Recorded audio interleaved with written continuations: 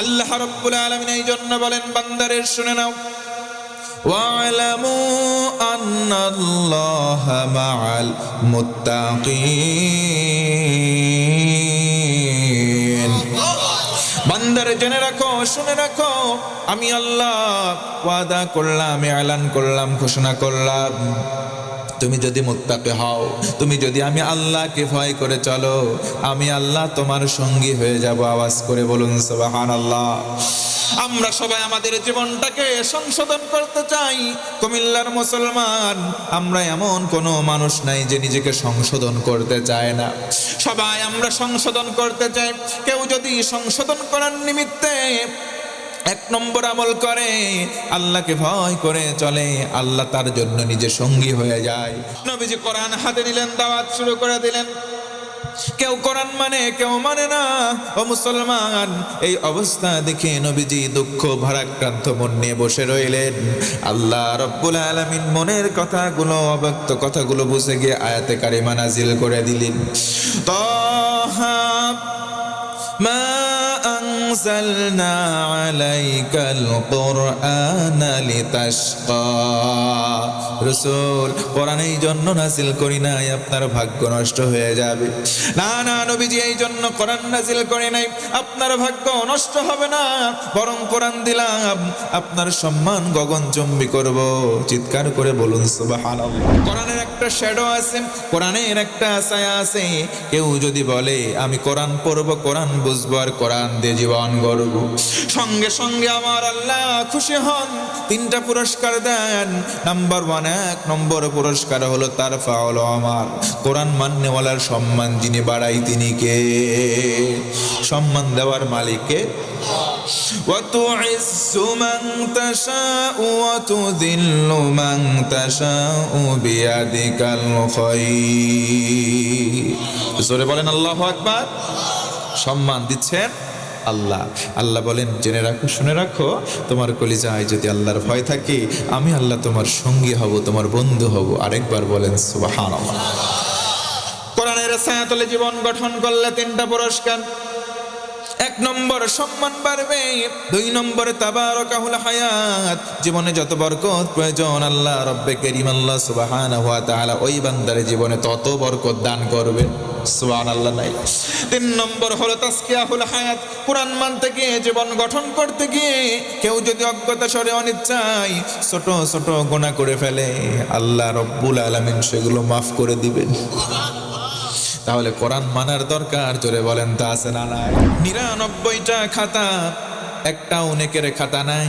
নবীজি বলেন এত মোটা, এত বিশাল একটা খাতা, মাদ্দাল বাসার, চোখ দিয়ে দেখা যায়, দৃষ্টি সীমা যত দূর যায়, এত মোটা, এত বিশাল একটা খাতা। তার এগেইনস্টে কোনো সওয়াব নাই। লোকটা চিন্তায় মগ্ন হয়, আজকের দিনে জাহান্নামে যাওয়া ছাড়া বোধহয় কোনো উপায়। আল্লাহ বলবেন, গোলাম শোনো, কিয়ামতের দিন, আজকের দিনটা এমন দিন, কোন বান্দা বান্দির প্রতি আমি আল্লাহ বিন্দু পরিমাণ জুলুম করব না। ফেরেশতাকে বলা হবে, খুঁজবে তাকা, ও ফেরেশতা লাও, তার ডান পাল্লাই তুলে দাও, ছোট্ট একটা কাগজের টুকরা তুলে দেওয়া হবে। মুহূর্তের মধ্যেই দেখা যাবে সেটা ভারী হয়ে গেল। ফেরেশতা বলবে, আল্লাহর বান্দা, আল্লাহর রহমতে তুমি এখন জান্নাতে চলে যাও। লোকটা তাআজ্জাব, আশ্চর্যিত হয়ে বলবে, মা হাদিহিল বিতাকা, কি এমন কাগজের টুকরা, 99টা খাতা ভর্তি আমার গোনা, কি এমন লেখা আছে সওয়াবের জন্য ওই পাল্লার মধ্যে ছোট্ট কাগজের টুকরায়। নবীজি বলেন, চোখ দিয়ে তাকাবে, দৃষ্টিপাত করবে, যখন দেখতে পাবে তখন এইভাবে তাকানোর পর দেখবে দুনিয়ার জমিনে একবার বুক মুখ এক করে কালেমা পড়েছিল, ওই মধুর কালেমাটা কাগজের টুকরাই লেখা আছে, নেকি হয়ে ভারী হয়েছে, সে জান্নাতে চলে গেল। আমার নবীজি বলেন, শোনো আমার উম্মতেরা, শোনো, মান ক্বালা লা ইলাহা ইল্লাল্লাহ দাখালাল জান্নাহ, যারা একবার কালেমা লা ইলাহা ইল্লাল্লাহ বলবে, আল্লাহ রব্বুল আলামিন কোন প্রকার শর্ত দেওয়া বাদ দিয়ে তাদেরকে জান্নাতি বলে ঘোষণা দিবে। আল্লাহ রব্বুল আলামিন এই ব্যাপারে বলেন, ওয়াল কাযিমিনাল الغيظ والعافين عن الناس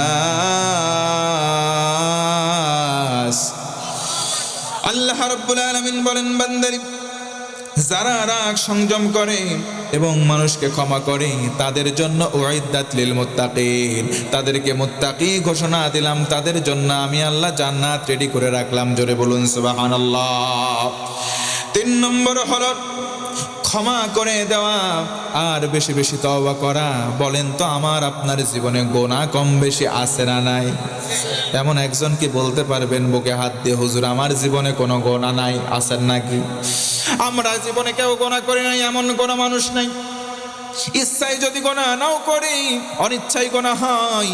আল্লাহ বলেন গোলাম কেউ যদি তওবার মতো তওবা করো তার জন্য কি উপকার জানো নাকি?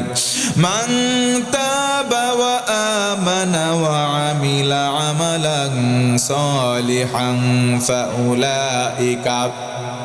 ফাউলাইকা ইউবাদদিলুল্লাহু সাইয়্যাতিহিম হাসানাত।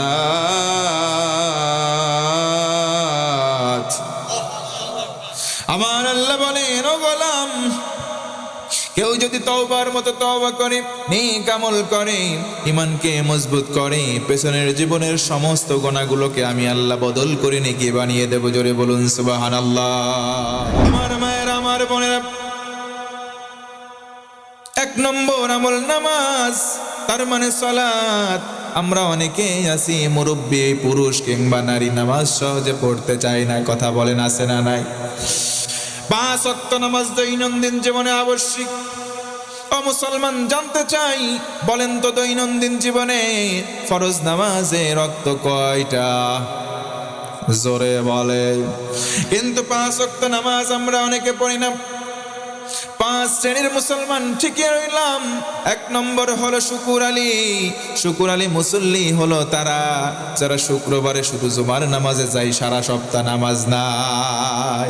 এমন মুসল্লি পাবনা জেলায় আছে, আপনাদের কুমিল্লায় নাই। 2 নম্বর হলো রমজান আলী মুসল্লি। রমজান মাসে নামাজে যাই, সারা বছর খোঁজ নাই। তাদের জ্বালাই নিয়মিত মুসল্লিরা রমজান মাসে সামনের কাতারে তারাবির সময় জায়গা পায় না। 3 নম্বর হলো বরাত আলী মুসল্লি। সবে বরাতের রাতে একবার এই মসজিদে যায়, আর একবার ওই মসজিদে যায়। এই মসজিদে খিচুড়ি, ওই মসজিদে জিলাপি। কথা বলেন আছে না নাই? 4 নম্বর হলো কদর আলী। সবে কদরের রাতে যাই। 5 নম্বর হলো ঈদ আলী। 2 ঈদের নামাজে যায়, সারা বছর নামাজের কোনো খোঁজ নাই। অনেক মুরব্বী আছে, তাদেরকে বলবেন মুরব্বী বলেন তো মাগরিবের নামাজ কয় রাকাত? মুরব্বী বলবে জানি না। মুরব্বীকে যদি পাল্টা বলেন, মুরব্বী শুনলাম বিলের মাঠে তোমার নাকি 1 খণ্ড জমি আছে।